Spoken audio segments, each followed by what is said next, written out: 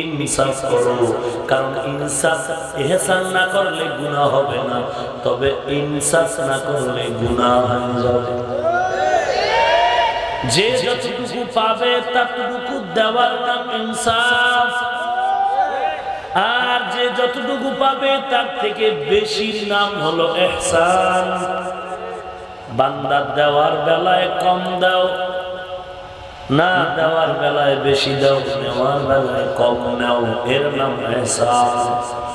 আর দেওয়া নেওয়ার বেলায় সমান সমান, এর নাম হলো ইনসাফ।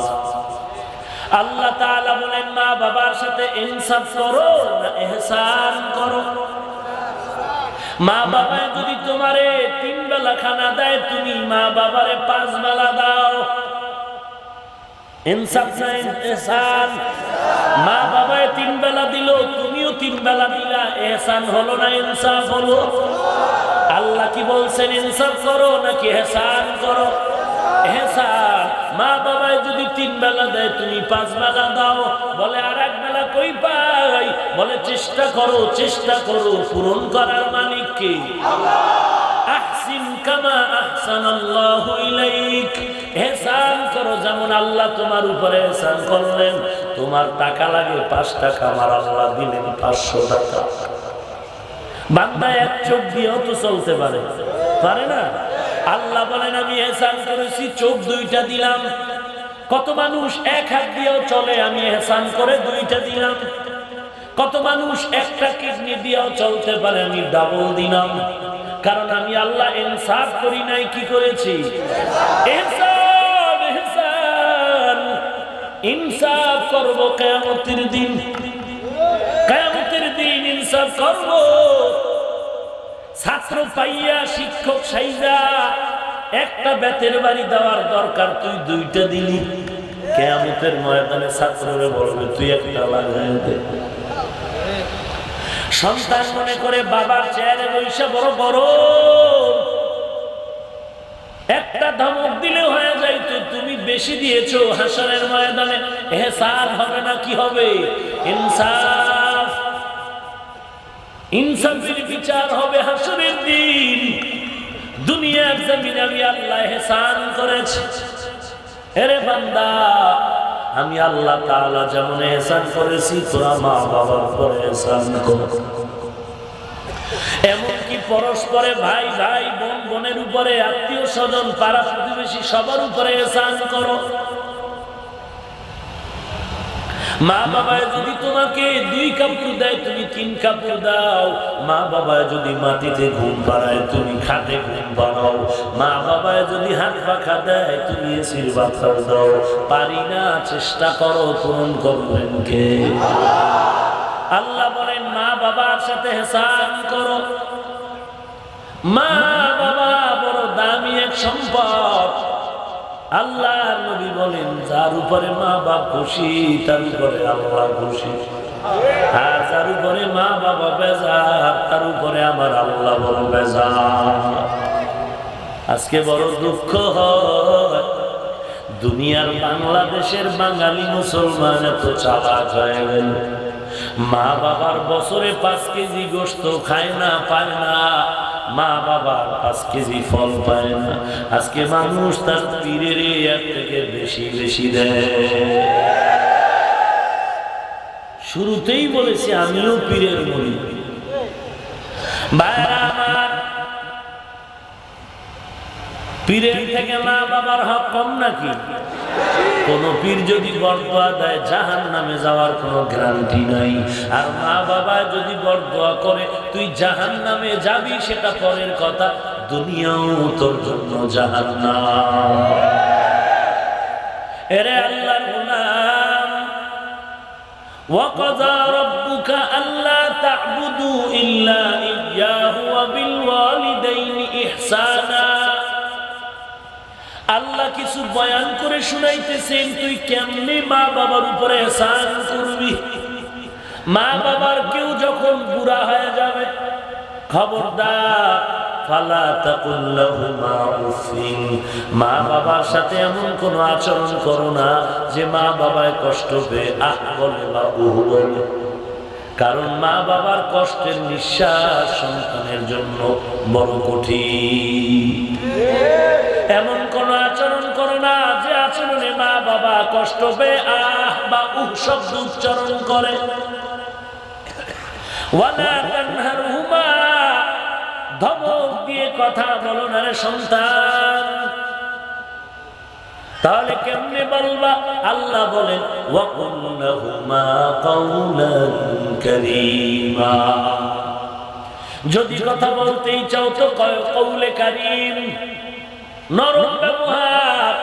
কাওলান কারীমা আয় কাওলান লতীফা লাইয়িনান সাহলা, নরম এবং সহজ ভাবে কথা বলো। নরম এবং সহজ। নরম মানে হলো মা বাবার আওয়াজের থেকে তোমার আওয়াজ যেন বড় না হয়। নরমের ব্যাখ্যা কাওলান কারীমা আয় কাওলান লতীফা, কাওলান কারীমা আয় লাইয়িনান সাহলা। লাইয়িনান মানে নরম, সাহলান মানে সহজ।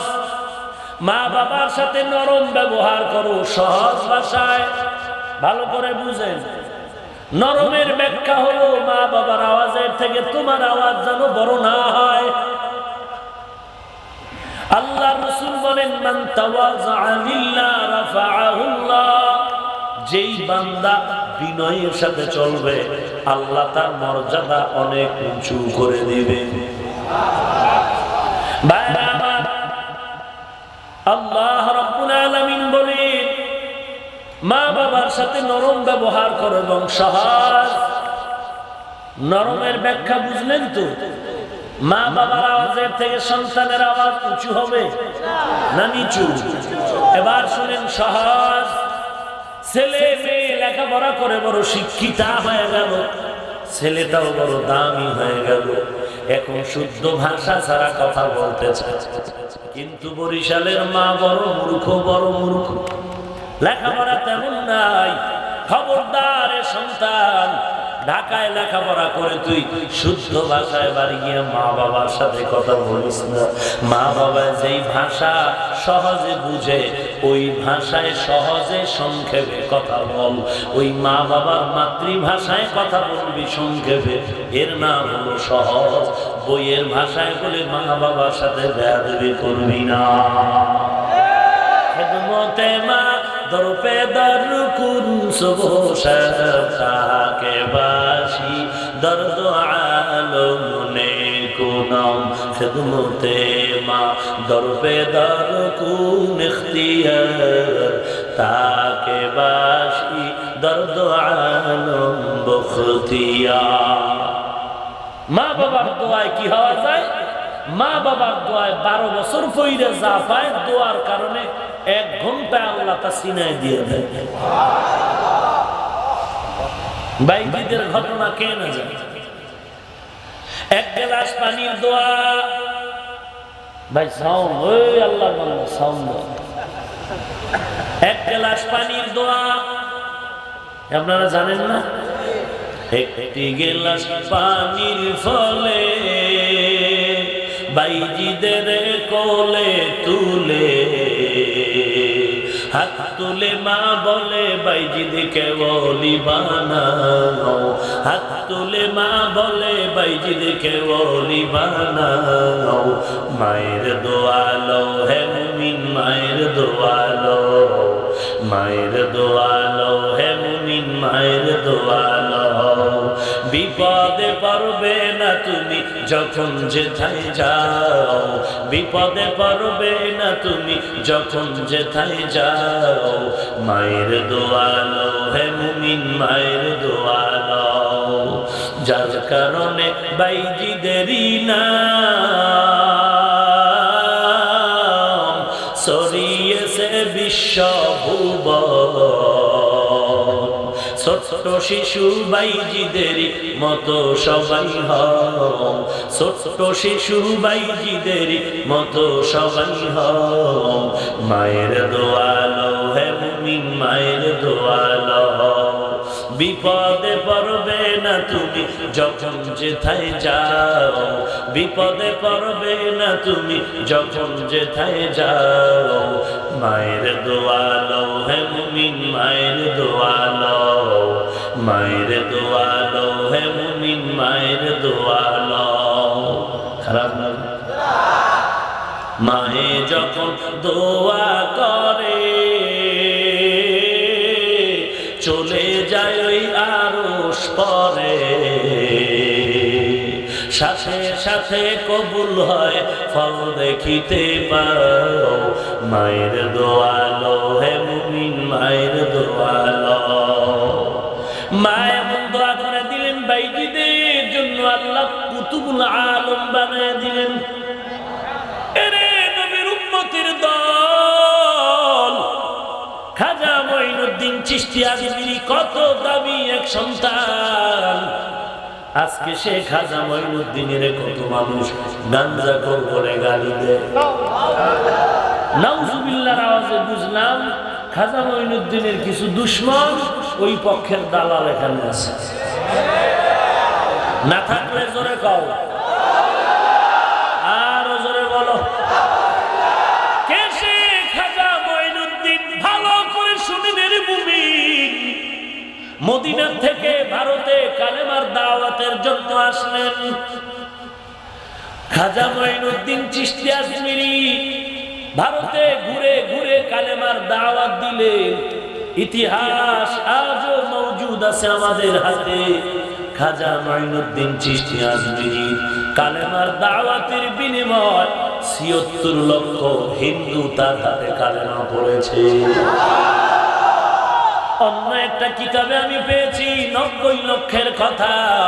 খাজা মঈনুদ্দিন মনের আনন্দে বাড়িতে চলে গেল। মা মা দেখে খাজা মঈনুদ্দিনের মনে আনন্দ, মুখে হাসি। মা দেখে বলে রে মঈনুদ্দিন এত আনন্দ কেন?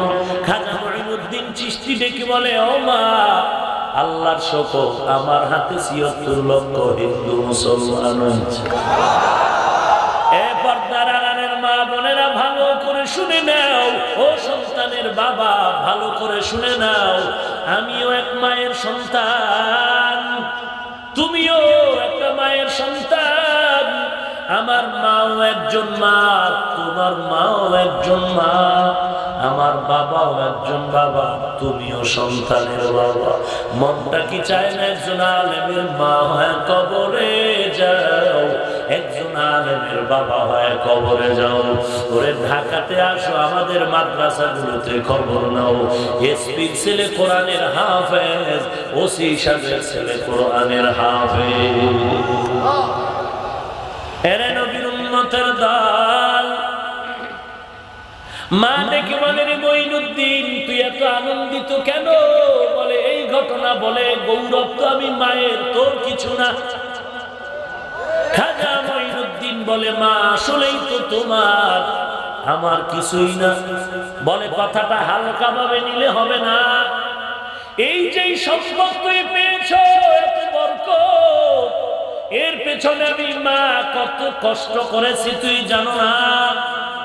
খাজা মঈনুদ্দিন আজমিরি দেখে বলেন ও মা কি কষ্ট তুমি করেছ আমাকে একটু জানাও। খাজা মঈনুদ্দিনের মা চোখের পানি ছেড়ে কান্না করে ডাক দিয়া বলে রে সন্তান, তুই আমার গর্ভে যতদিন ছিলি ওয়াল্লাহি আল্লাহর কসম আমি এক রাতে তাহাজ্জুদের নামাজ বাদ দেইনি। শুধু তাই না রে সন্তান, ওরে মঈনুদ্দিন তুই যেদিন আমার গর্ভ থেকে দুনিয়ার জমিনে পদার্পণ করেছ, আমার বুকের দুগ্ধ তুই পান করেছ রে মঈনুদ্দিন। আল্লাহর কসম করে বলি যতদিন তোকে আমি দুগ্ধ পান করাইছি একটা ফোঁটা দুধ আমি মা তোর মুখে বিনা ওযুতে দেই না। এরে আল্লাহর বান্দা, আর আমার মা বাচ্চা গর্ভে নিয়ে টেলিভিশনের সামনে বসে আছেন।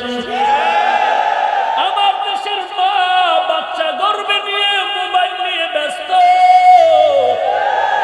আমার মা গর্ভের বাচ্চা নিয়ে নামাজের খবর নাই, দোয়ার খবর নাই।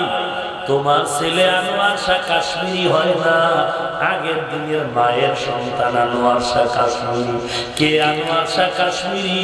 একটা কথা যদি অন্তরে ঢুকত 40 বছরে কথা ভুলতো না।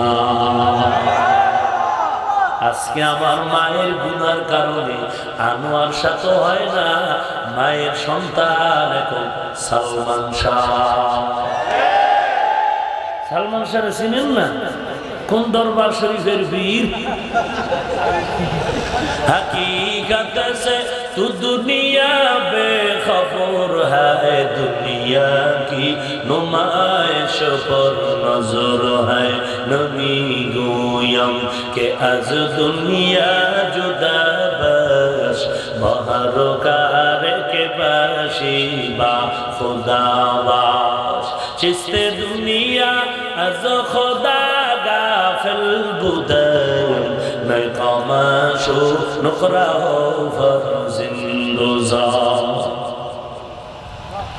এরে সন্তান, মা বাবার সাথে ihsan করো। কওলান কারীমা, নরম ব্যবহার, সহজ ভাষায় কথা বলো। কওলান কারীমা,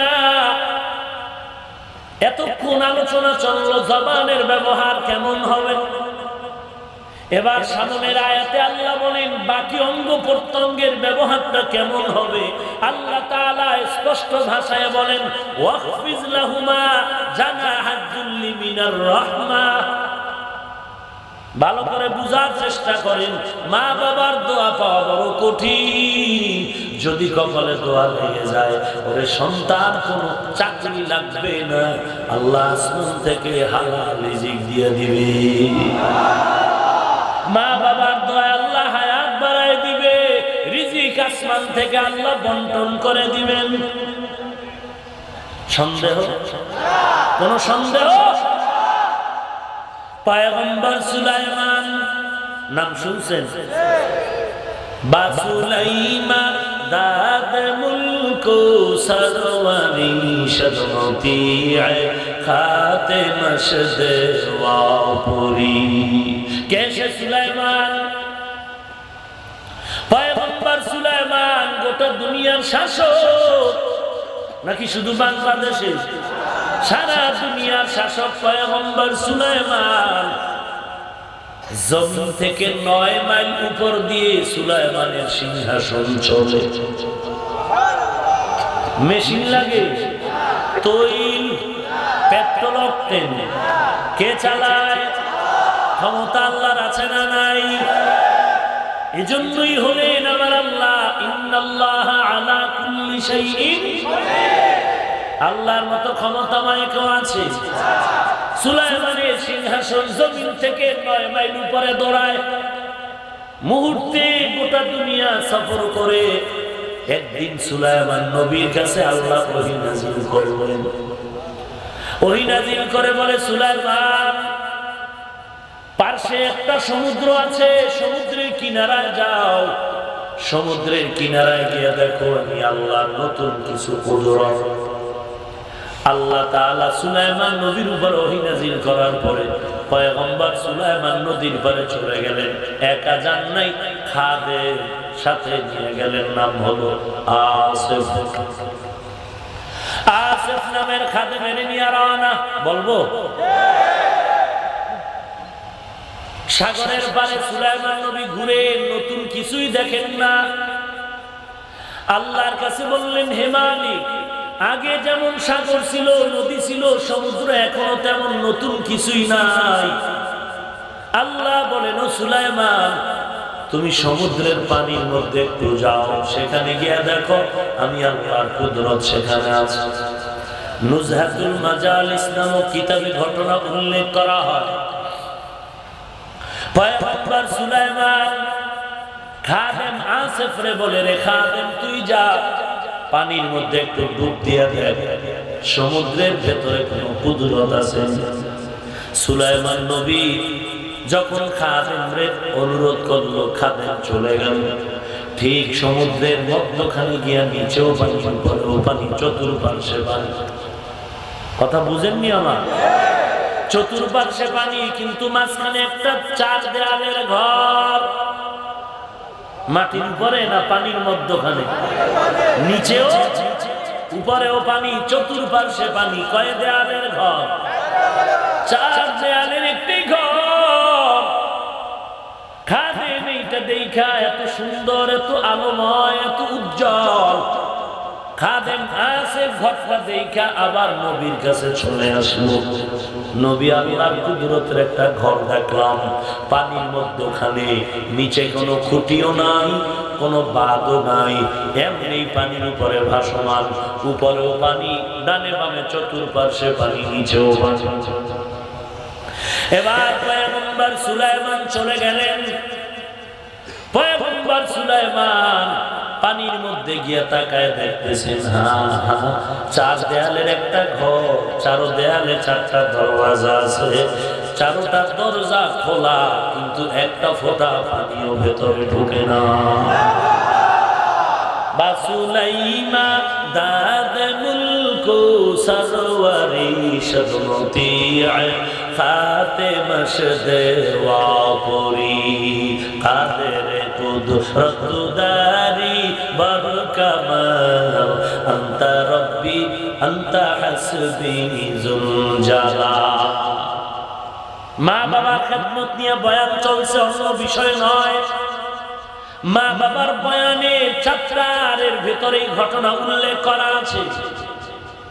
কিতাবের নামও বলে দিলাম নুজহাতুল মাজালিস। কিতাবের ভেতরে ঘটনা উল্লেখ করা হয়, পয়গম্বর সুলাইমান ঘটনা দেখে বড় আশ্চর্য হয়ে গেলেন। আল্লাহর কুদরতি এক ঘর, চার দেয়ালের একটি ঘর, চার দেয়ালে চারটা দরওয়াজা, সব দরওয়াজা খোলা, খোলা আছে, একটা দরওয়াজা দিয়েও এক ফোঁটা পানি ভেতরে ঢুকে না। সুলাইমান নবী বলেন, আরো দেখলাম। কি দেখলাম? সুলাইমান নবী আরো কাছে গেলেন।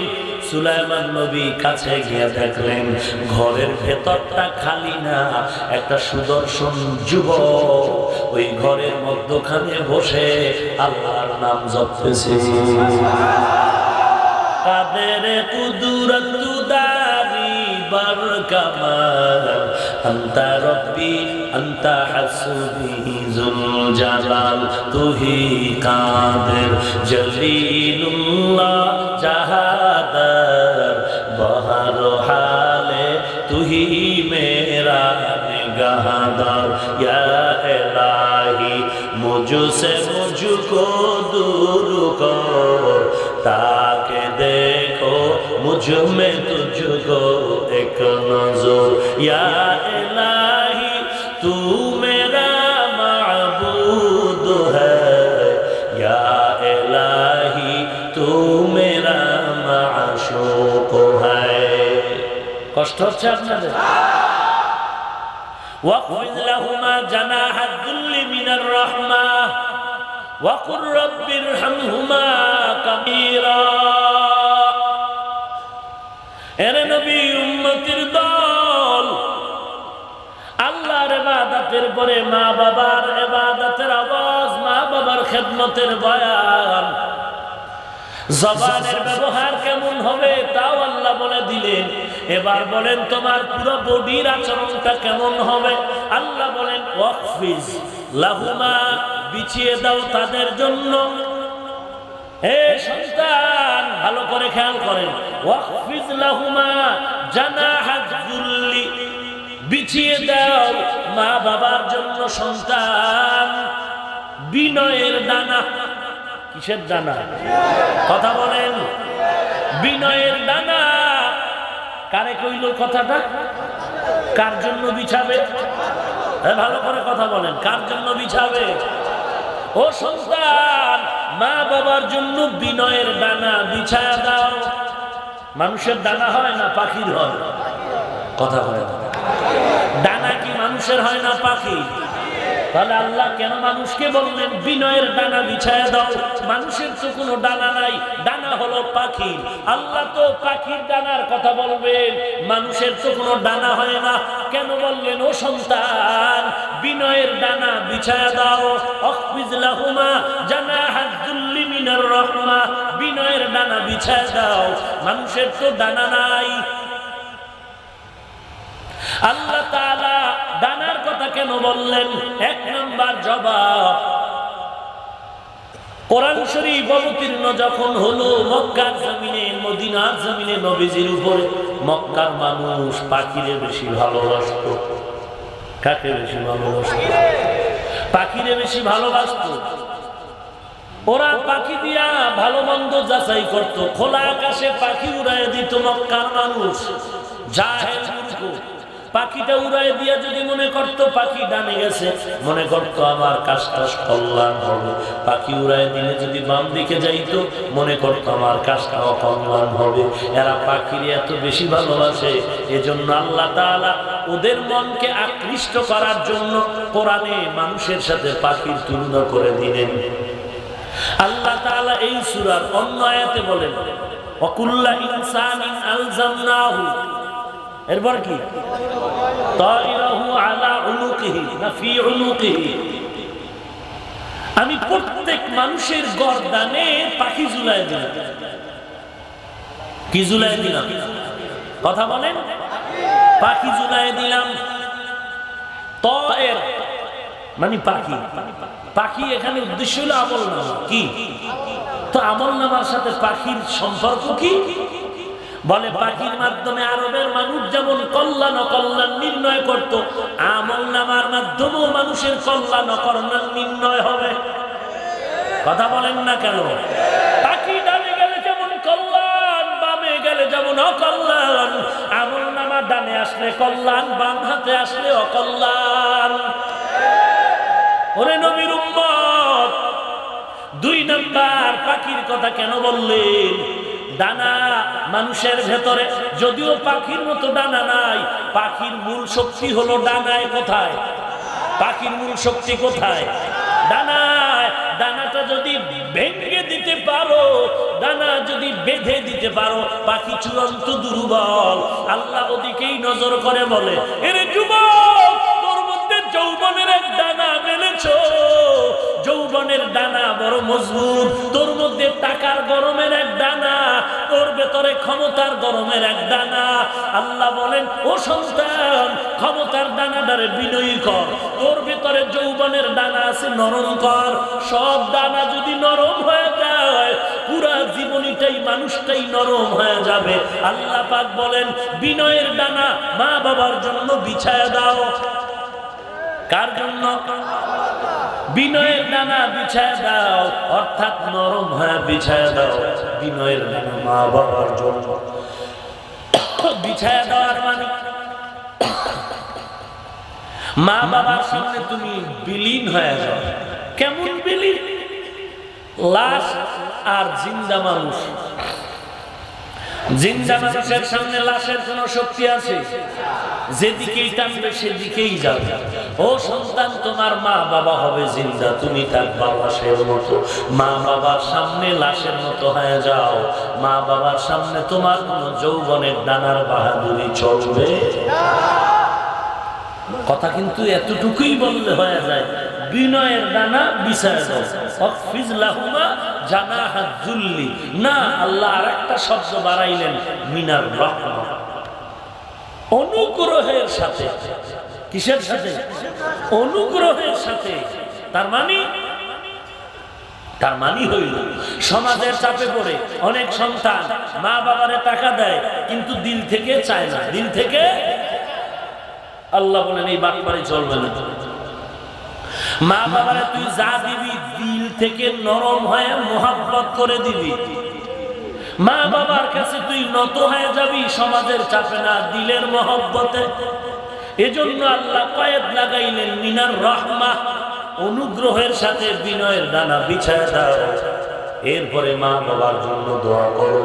যার মা দুনিয়াতে নাই, এর জন্য অন্তর ভরে মা বাবার জন্য দোয়া করো। সাহাবী দাঁড়ায় বললেন, ও পয়গম্বর, আমার মা নাই বাবা নাই, তো কিভাবে মা বাবার হক আদায় করব? মা বাবার থেকে ক্ষমা চেয়ে নাও। জীবনে বহু অন্যায় করেছো, মা বাবার কাছে ক্ষমা চাইনি, মা বাবা ক্ষমা না করে পারেন। রহমাতুল লিল আলামিন জান্নাতুল বাকি মদিনায় ঘুরতেছেন, কবরস্থানের মধ্যে হঠাৎ করে আল্লাহ নবীজি মুজিজাতান দেখায় দিলেন, একটা কবরে আযাব হচ্ছে। আযাব নবীজি জানতে পারলেন এই কবরটা কার, বলে অমুক এলাকার এক মহিলার সন্তান যুবক। কবরের মধ্যে কেন আযাব হয়? ও মালিক, তুমি আমাকে একটু জানায় দাও। আল্লাহ নবীকে জানায় দিলে মায়ের বদদুয়ার কারণে কবরে আযাব হয়। আল্লাহ নবী এবার খুঁজে খুঁজে যুবকের মাকে খোঁজ করে বের করলেন। মাকে খবর দেয়া হলো, হাজির হয়ে গেল। ও মা, তোমার সন্তান এ পবিত্র কবরস্থানে আযাবে গ্রেফতার। মা বলে কি করব? বলে মাফ করে দাও। মা ডাক দিয়ে কয়, রে পয়গম্বর, আমার গলায় ছুরি লাগলেও আমি সন্তানের কোনোদিন মাফ করব না। নবী বলেন, আমি দেখলাম কবরে প্রচন্ড আযাব, বলে হোক, আমার দেখার দরকার নাই। আল্লাহর কাছে আল্লাহর নবী বললেন, ও আল্লাহ, তুমি আযাবটা মায়ের চোখে দেখাও। আল্লাহ তাআলা যখন কুদরতি কারিশমায় মায়ের চোখে আযাব দেখানো শুরু হয়ে গেল, তখন সন্তানের মা চিৎকার মেরে বেহুশ হয়ে পড়ে গেল। এইবার বসে এসে বলে, পয়গম্বর, আমি প্রতিজ্ঞাবদ্ধ হয়েছিলাম জীবনে আমি আর সন্তানের মাফ করব না। নবী বললেন, এত কি মারাত্মক অন্যায় করবো যে ক্ষমা করব না? বলেন, পয়গম্বর, আমার সন্তান স্ত্রীর কথায় পড়ে আমার সাথে এমন দুর্ব্যবহার করতে গিয়া আমি মা বাধা দেওয়ার কারণে আমার মাথার উপরে এমন একটা আঘাত করেছে, আমি মাথা ফেটে গেল, জমিনে পড়ে গেছে। আমার রক্তগুলো মাথা থেকে বের হয়ে গেল। আমি তখন রক্ত মাখা অবস্থায় আল্লাহর কাছে বলেছিলাম, আল্লাহ, তুমি এই সন্তানের এর প্রতিশোধ দাও, আযাব দাও, তবে দুনিয়ায় দিও না, আমি মা সহ্য করতে পারবো না। মরণের পরে এই সন্তানের তুমি কবরে আযাব দিও। নবী, আমি এখন দেখে সহ্য করতে পারলাম না। ও নবী, আপনার সাক্ষী থাকে, আমি যখন দেখেই ফেললাম সহ্য করা যায় না, আমি মা সন্তানের মাফ করে দিলাম।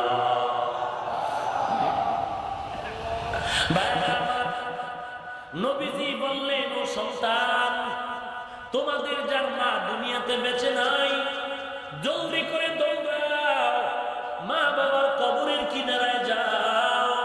মা বাবার কবরের কিনারায় গিয়া দরুদ শরীফ পড়ো, আলহাকুমুত তাকাসুর হাত্তা সূরাটা পড়ো, আলহামদু সূরা পড়ো, কুল হুয়াল্লাহ সূরাটা পড়ো, দোয়া করো, কান্না করো।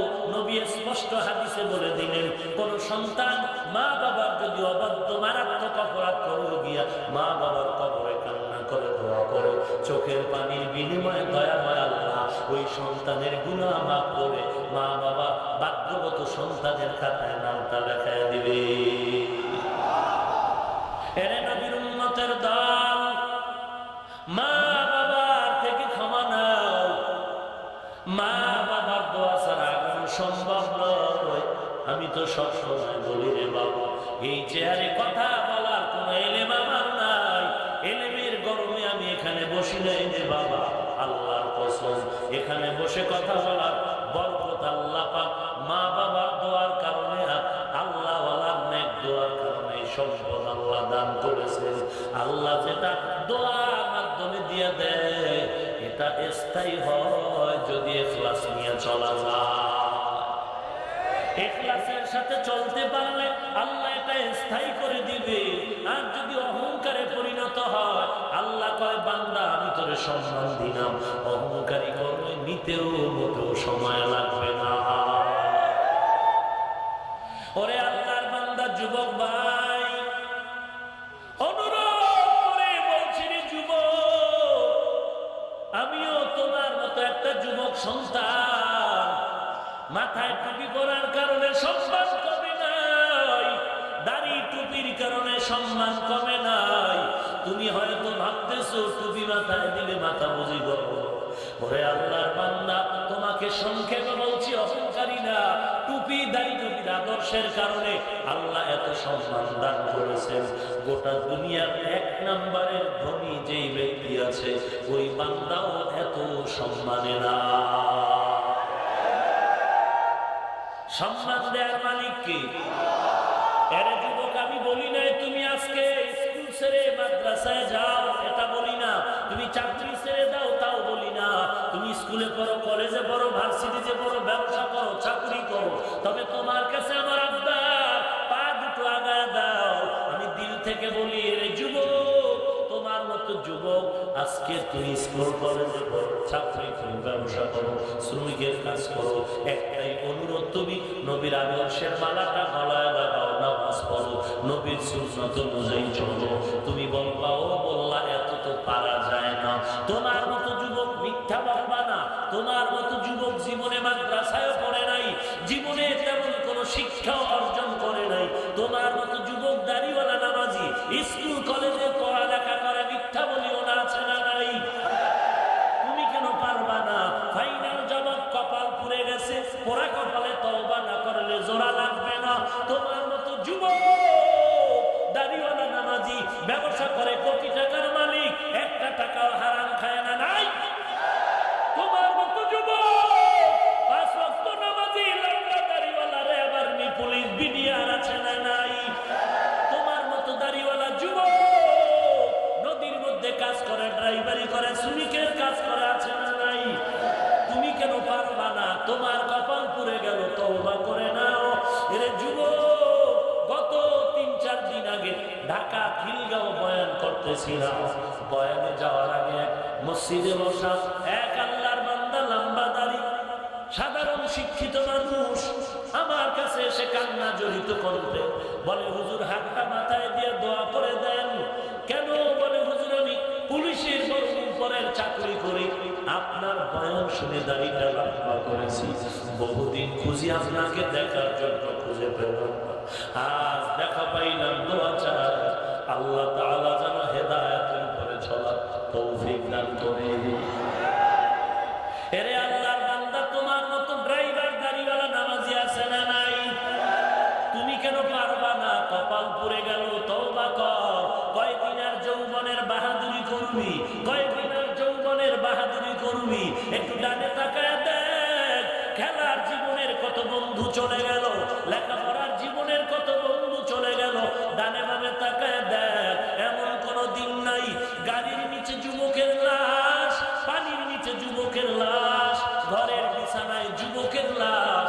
এরে আল্লাহর বান্দা, অনুরোধ করে বলছি, তুমি মনে করিও না হুজুরেরা বুঝে আবল তাবল বলে, বলার কোনো সার্থকতা নাই রে বাবা। আজকে তুমি কোরআন বিশ্বাস না করলে তোমার কপাল বলবো। তোমার অন্তর যদি বলে কোরআন সত্য, একটু জবাব দাও, কোরআনে জান্নাতের বয়ান আছে, এগুলো মিথ্যা। কোরআনে জাহান্নামের বয়ান আছে নি, এগুলো মিথ্যা। যদি বলো না সত্য, তাহলে তুমি মোবাইলে ডাউনলোড করো, বাংলা কোরআন লিখে সার্চ দাও, বাড়িতে গিয়া বালিশে যখন মাথাটা লাগায় ঘুমাও, 5টা মিনিট বাংলা কোরআনের তরজমা পড়ো। আল কারিআতু মাল কারিআ ওয়া মা আদরাকা মাল কারিআ, আসেনি?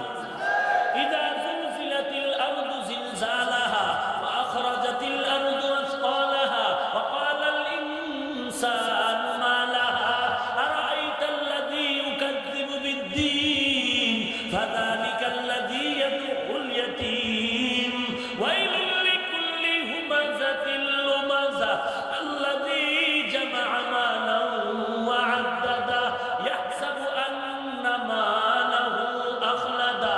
আসলি কোরআনে এগুলোর তরজমা করে দেখো, সবগুলো জাহান্নামের বয়ান। তোমার অন্তর যদি বলে কোরআন সত্য, এই সূরাগুলোর তরজমাও সত্য, এবার দেখো আল্লাহর জাহান্নাম কেমন বানানো ভয়াবহ।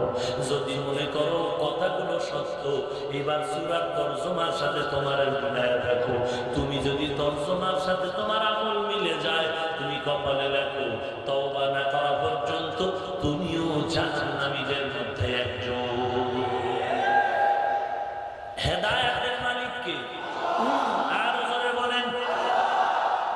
অগস্টের 22 তারিখে আমি খুলনা শহরে বয়ানে গেলাম। বয়ানে যাওয়ার আগে মসজিদে বসে আছি, খানা খাওয়ার পর মসজিদের এক ভেতরের কোনায় দাঁড়ায় একটা যুবক কান্না করে। আমার সফরের সাথীরা বলে ওই যুবক কান্না করে, একটু মোলাকাত করবো। আমি বললাম কাছে নিয়ে আছো, মিথ্যা কথা বলি না রে বাবা, অহংকারীও করি না, বুঝাবার জন্য বলি কোন দিন কার কথায় কখন আল্লাহ হেদায়েতের দরজা খুলে দেয়। যুবক এসে ডান হাতটা বাড়ায় আমার হাতের লাগে মিলাইল, যুবকের চোখে পানি পানি পড়তেছে, কান্নার কারণে কথা বলতে পারে না। আর বাম হাতের মধ্যে একটা মোবাইল ওপেন করে আমার দিকে ধরে রাখলো। আমি তাকায় দেখি যুবকের মাথায় টুপি, গালে ছোট ছোট দাড়ি, আর মোবাইলের ভেতরে একটা ছবি দেখলাম, লম্বা চুল, প্যান্ট শার্ট টাই লাগানো। আমি বললাম যুবক মোবাইলের ছবিটা কার? বলে আমার। এখন তোমার মাথায় টুপি, গায়ে লম্বা জামা, মুখের মধ্যে দাড়ি, কেন এই পরিবর্তন? কবে হলো? বলে 6 মাস। 5-6 মাসের মধ্যে আমার এই পরিবর্তন কিভাবে হলো? তুমি কি করো? যুবক কান্না করে বলে হুজুর, আমি মানুষের বাড়ির বিল্ডিং এ রং লাগাই, রং মিস্ত্রি, আমি মানুষের কাজ করি।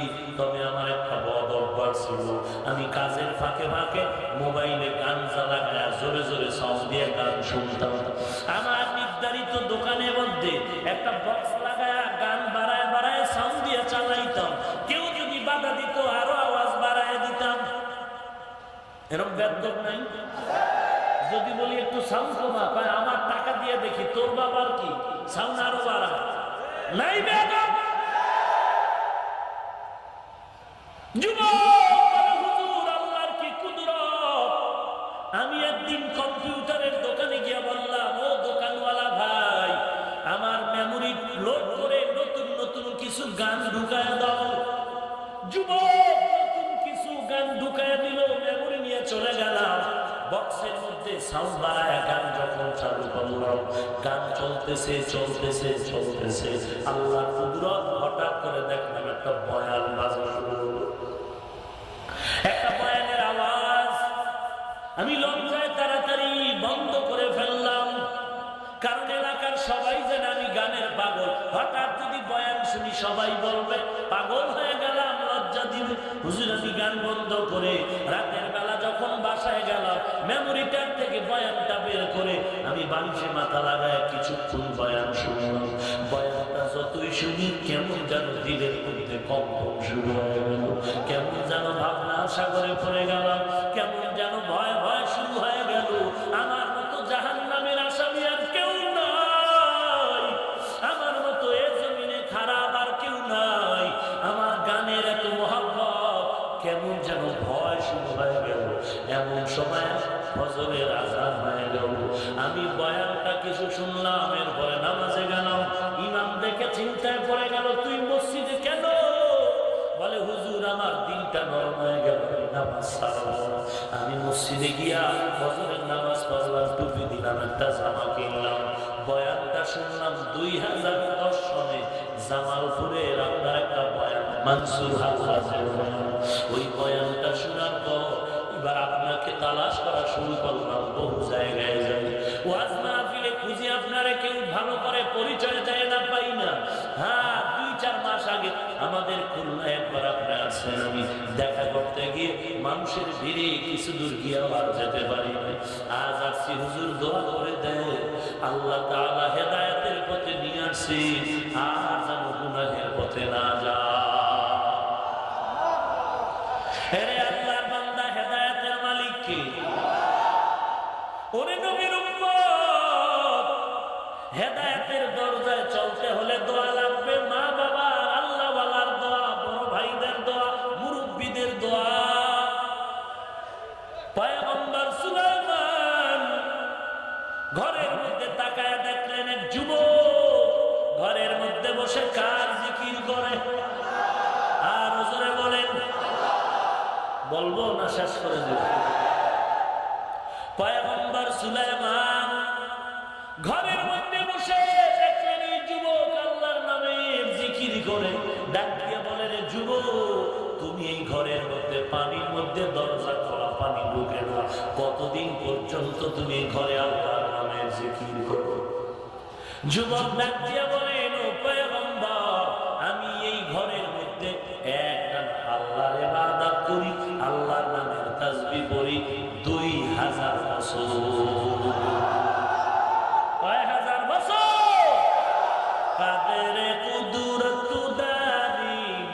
কামাল আনতা রব্বি আনতা হাসবি যুল জালাল। এরে আল্লাহর নবীর উম্মত 2000 বছর বলে হ্যাঁ, বলে এই 2000 বছরে যে আল্লাহর ইবাদত করো তোমার ক্ষুধা পায় না? বলে হ্যাঁ হ্যাঁ মাঝে মাঝে ক্ষুধা পায়। তুমি কি খাও? বলে আমার যখন ক্ষুধা অনুভব হয় তখন দেখি একটা মাছের মাথার মতো ঠোঁটের আগে একটা গাছের পাতা নিয়ে সামনে হাজির, ওই পাতাটা আমার জিহ্বায় যখন লাগায় দেই ক্ষুধা তৃষ্ণা আর থাকে না। এ কুদরত কার? আরো জোরে বলেন। ওরে নবীর উম্মতের দল, পয়গম্বর সুলাইমান বলেন তুমি যে এখানে 2000 বছর পর্যন্ত আছো এর পেছনে কোনো অলৌকিক ঘটনা আছে নাকি? কারণ এইভাবে তো এমনি থাকা যায় না, পেছনে কোনো কাহিনী আছে, কোনো বরকত আছে। সন্তান এবার চোখের পানি ছেড়ে, ও পয়গম্বর আমার এই বরকতের পেছনে আমার মহা একটা অলৌকিক ঘটনা আছে। কি অলৌকিক ঘটনা? যুবক চোখের পানি ছেড়ে বলেন, ও পয়গম্বর বাবা বৃদ্ধা হয়ে গেল, মা বৃদ্ধা, আমার বাবা বৃদ্ধ হয়ে গেল। আমার বাবার খেদমত করতেছিলাম আমি সন্তান, বিছানায় পায়খানা করে প্রস্রাব করে আমি সন্তান আমার বাবার খেদমতের জন্য পাগল হয়ে কাজ করব। অন্তরে কোনো বিরক্ত বোধ হয় নাই। আমার বাবার খেদমতের এক পর্যায়ে যখন বাবা বিদায় নিবে, ইন্তেকালের আগে আমি সন্তানের হাতটা ধরে দোয়া করলেন, আল্লাহ আমার সন্তানের দীর্ঘ হায়াত দান করে দিও। আমার বাবা দোয়া করে চলে গেলেন। এরপরে আমার মা বেঁচে আছে, আমার মাও একদিন অসুস্থ হয়ে গেল। আমার মা অসুস্থ হওয়ার পর আমার মায়ের খেদমতে আমি সন্তান নিয়োজিত হয়ে গেল।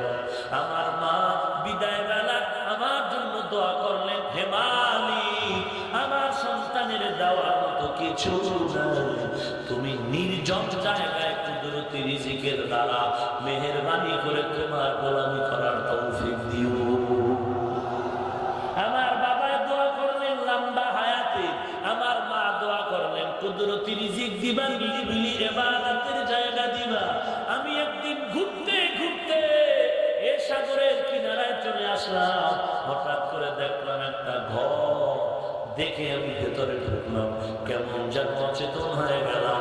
এরপরে আর কি হলো জানি না, আজ পর্যন্ত ঘরের মধ্যে আমি আল্লাহর ইবাদত করি। এরে নবীর উম্মতের দল, অথচ বাবা মেয়ের ঘরে বেড়াইতে আসলো অসুস্থ রোগী। নগর ঘটনা, আমার জানা ঘটনা, তবে কোথায় কার ঘটনা তা বলবো না। মা বাবা, মা দুনিয়া থেকে চলে গেল, বাবা অসুস্থ রোগী, মেয়ের বাসায় একটা চৌকি, পুরাতন চৌকির মধ্যে ঘুমায়। ঢাকার ঘটনা বলছি, গত বছরের ঘটনা। 3টা সন্তান, বাবা এমন অসুস্থ বাথরুমে যেতে পারে না, ধরে ধরে নিতে হয়। বাবা এমন অসুস্থ অবস্থায় একদিন বাথরুমে যাওয়ার জন্য বড় কষ্ট করলেন। ডাকে, ও কন্যা সন্তান আমার একটু বাথরুমে নাও। মেয়েটা শুনিয়াও বাবার ডাকে সাড়া দেয়। শেষ পর্যন্ত 3টা মেয়ে সন্তান, নাতিন, এক একটার নাম ধরে ডাকে, কেউ আসে না। কেউ আসে, আবার মা বলে ওদিকে যেও। এক পর্যায়ে ঘটনা আমাকে বর্ণনা করা হলো, ওই বাবা বিছানায় শুয়ে আছে, কোন রকম শুয়ে শুয়ে শুয়ে শুয়ে গড়াগড়ি করে বাথরুমের দরজায়, আর চোখের পানি ছেড়ে কান্না করে, মালিক পাশের রুমে আমার মেয়েটা একবার আমাকে দেখতে আসতো না। আমার মেয়েটাকে তুমি 3টা বাচ্চা দিছো, ওই বাচ্চা 3টাও আমাকে একটু দেখতে আসতে চাইও দিল। আল্লাহ আমার কিছু করার না। বাবা হামাগুড়ি দিয়ে মাটিতে গড়াগড়ি খেয়ে বাথরুমে ঢুকে গেল। কোন রকম দাঁড়াতেও পারে না, একটু বসে আবার পড়ে যায়। এইবার বাবা কোন রকম বাথরুমে ওখান থেকে আবার বের হয়ে গেল কষ্ট করে, বেশিক্ষণ আর জিন্দা থাকলো না, কিছুক্ষণের মধ্যে ইন্তেকাল হয়ে গেল। এতে নবীর উম্মতের দল, কত মানুষের খবর আমরা শুনি, কত মা বাবার কান্নার আওয়াজ। ঈদের দিন ঘরে দরজা লাগানো, কোনো আওয়াজ নাই। কি ব্যাপার আপনার ঘরে ঈদের দিন আনন্দের কেন আওয়াজ নাই? আপনার কি ছেলে মেয়ে নেই? বলে হ্যাঁ, একটা ছেলে ছিল, বিয়ে করে ঢাকায় চলে গেছে। ঈদের রাত চলে যায়, আমার সন্তান খবর নেয় না। ওরে সন্তান, যত বড় বাহাদুরি করো না কেন, তুই আজকে বিল্ডিংয়ের মালিক হয়েছ, টাকার মালিক। যতই বাহাদুরি করো, এগুলো তোমার না, সব মা বাবার চোখের পানি। মা বাবার দোয়ার কারণে তুমি পরীক্ষায় ভালো নাম করেছো, মা বাবার দোয়ার কারণে তুমি আরামের বিছানায় ঘুমাও। মা বাবার দোয়া ছাড়া আগানোর কোনো পথ নাই। মা বাবার বরদোয়া নিও না রে ভাই, আল্লাহর দরবারে তওবা করো। এরে যুবক, মা বাবার কাছে যদি অন্যায় করে থাকো, অন্তর করে গিয়ে দোয়া চাও। মা বাবার মাথায় হাত দিলে দোয়া কবুল হয়ে যাবে। যদি মা বাবা না থাকে, কবরস্থানে গিয়া কান্না করে জিয়ারত করো। আজকে বড় দুঃখ হয়, বাঙালি মুসলমান বাস ভাড়া কইরা চান্দা টাকা উঠাইয়া শাহপরানের মাজারে যায়, কক্সবাজার ঘুরতে যায়, শাহজালালের মাজারে যায়, কত আল্লাহওয়ালার মাজারে যায়। অথচ বড় দুঃখ লাগে রে বাবা, এই শাহজালালের মাজার এক সপ্তাহ ঘুরলো, কিন্তু এক ওয়াক্ত নামাজ জামাতে পড়লো না। এরে বাবা, তুই কেন গেলি? আমার বুঝে আসলো না রে বাবা। কোনো সওয়াব তো হলোই না। যদি নামাজ 5 ওয়াক্ত জামাতে পড়তি, তো বুঝানো যাইতো কপাল খুলে গেল। না, তুই সেখানে যাও নাই। এরে নবীর উম্মতের দল, এ ময়দানে কত এতিম সন্তান আছে না নাই? এরে আল্লাহর গোলাম, ওই টেকনাফে গেলাম, গিয়া দেখলাম কত সন্তানের মা নাই, বাবা নাই। আমার নবীর ঘটনা দেখলাম। একদিন নবী নামাজের আওয়াজ, হঠাৎ করে দেখলেন রাস্তার পাশে কিছু বাচ্চারা খেলতেছে। নবীর দেখে সালাম জানালো। নবী আরেকটু সামনে অগ্রসর হয়ে দেখলেন জীর্ণ শীর্ণ কোন রকম একটা বাচ্চা বসে কান্না করে, পরনে ভালো কাপড় নেই। নবী বলেন এমন কেন? বাচ্চা বলে আমার মা বাবা নাই। এবার নবী বাচ্চাটার হাত ধরে উল্টা করে গেলেন। আম্মা জান আয়েশা দরবারে গিয়া বললেন, হে আয়েশা, এই বাচ্চাটারে গোসল করায় দাও। আম্মা জান আয়েশা গোসল করায় দিলেন। আমার মায়ার নবী একটা চাদরকে দুটা ভাগ করে ফেললেন, ছিঁড়ে ফেললেন। একটা অংশ দিয়া বাচ্চারে কাপড় পরিধান করালেন, আর একটা শরীরের উপরের অংশ দিয়া এইবার বলে চলো মসজিদে নামাজে যাবো। আমার নবী রওনা। বাচ্চাটা নবীজির ঘর থেকে বেরিয়ে হাঁটতেছে। নবী বললেন, মায়ার নবী রাহমাতুল্লিল আলামিন বললেন, ও বাবা দাঁড়াও, আজকে তুমি হাঁটবা না, তুমি এতিম। তোমার দরদ আমি বুঝি না, আমি নবীর ওপর এতিম। আমার মা নাই, আমি বাবার চেহারা দেখতে পারি নাই। আমার কওমের লোকেরা কত আঘাত করেছে, রাস্তা দিয়া চলার সময় পথে কাটা দিয়েছে, কত গালি, কত থুপ মেরেছে, কত ধুলাবালু। এতিমের দুঃখ আমি ভালো করে বুঝি। আজকে তোমার মতো এতিম পেয়ে আমি নবীরে বড় ধন্য মনে করি। বাবা, তুমি আজকে জমিনে হেঁটে হেঁটে মসজিদে যাইবা না। আমি নবী বসে গেলাম, তুমি আমার কাঁধের উপরে উঠে বসো, আমি নবী কাঁধে করে তোমারে নিয়ে যাব। আল্লাহর নবী বাচ্চাটারে কাঁধে উঠাবে, বাচ্চাটা উঠতে চায় না। নবী বেয়াদবি হও। নবী বলেন, আমি বলেছি ওঠো, আমার কাঁধে উঠো, কারণ আমিও তোমার মতো এতিম। আমি তোমার মতো এতিম বাচ্চাটারে কাঁধে নিয়ে ধন্য হতে চাই। চলো, কারণ আমার এই আমলগুলো উম্মতেরা করবে। এতিমের ভালোবাসা দিয়া যায়।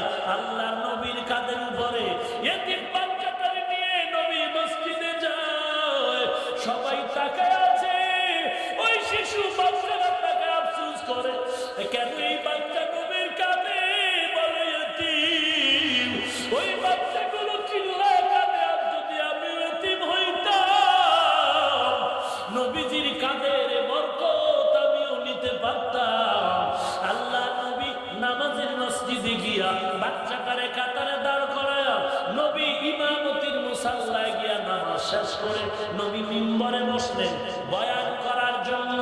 বাচ্চাটা নিচে বসে গেল।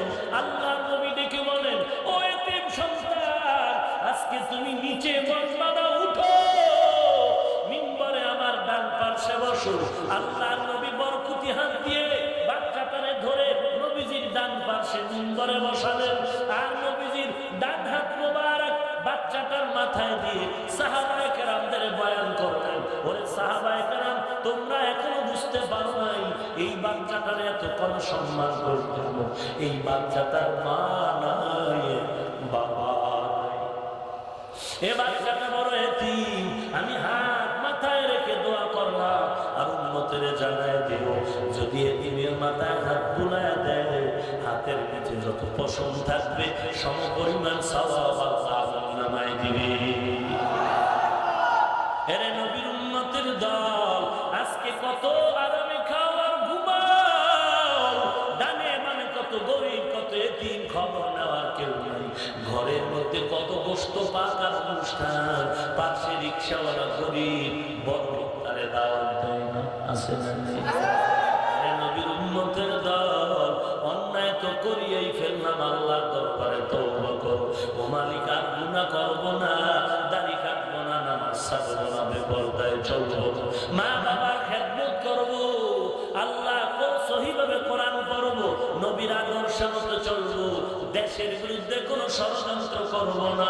এরে আল্লাহর বান্দা, গলায় ছুরি আসলে মরে যাব, তারপরও নবীর বিরোধিতা করব না, আল্লাহর বিধানের উল্টা চলবো না। রিজিকের মালিক আল্লাহ, ইজ্জতের মালিক আল্লাহ, সম্মানের মালিক আল্লাহ। ওরে মুসলমান নবীর উম্মত, আজকে একটা টাকাও হারাম পথে উপার্জন করলাম না, না খায় কেউ মরে যাই নাই। ওরে যদিও মনে করো তুমি 20, 30, 50 হাজার টাকা বেতন পাও, ডানে বামে আরো 50 তুমি নাও। আর মসজিদের ইমাম কোরআনওয়ালা 2000 বেতন, 6 মাস বাকি, কসম করে বলছে তুমি 1 লক্ষ টাকা পেও বড় কি আর বাহাদুরি করো না, কারণ তোমার 1 লক্ষ টাকা থেকে কোরআনওয়ালা 2000 টাকায় বরকত বেশি। বরকত দেওয়ার মালিক কি? এরে যুবক, অন্তরকে বুঝাও, আমার মতো যুবক দাড়িওয়ালা নামাজির অভাব নাই।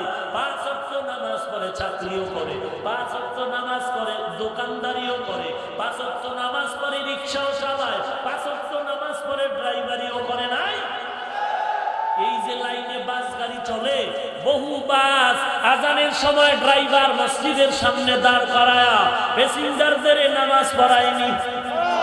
আর কত বাসওয়ালাদেরকে, কত মুসল্লিরা বলে, ও ড্রাইভার ভাই, মাগরিবের সময় হয়ে গেল, একটু নামাজ পড়ায় দাও। ড্রাইভার বলে, না, আমার হাতে টাইম নাই, নামাজ পড়ানোর টাইম নাই, আমার যেতে হবে, গন্তব্যে টাইম মতো পৌঁছতে হবে। ওরে ড্রাইভার, তুমি যদি আল্লাহর মোহাব্বত নিয়ে নামাজ পড়াইতা, নামাজের বরকতে আল্লাহ তাআলা কুদরতি হাত দিয়া চলার পথে তোমার হেফাজত করতে। এরে আল্লাহর বান্দা, তুমি মনে করছো নামাজ পড়তে গেলে আধা ঘন্টা সময় লেট হয়ে যাবে, আমি তাড়াতাড়ি যাব, নামাজটা বাদ দিয়া আল্লাহর বান্দা আগে যাওয়ার জন্য চলে গেল। আমরা নামাজ পড়িয়াও গিয়া দেখি বাস নষ্ট হয়ে দাঁড়ায় আছে।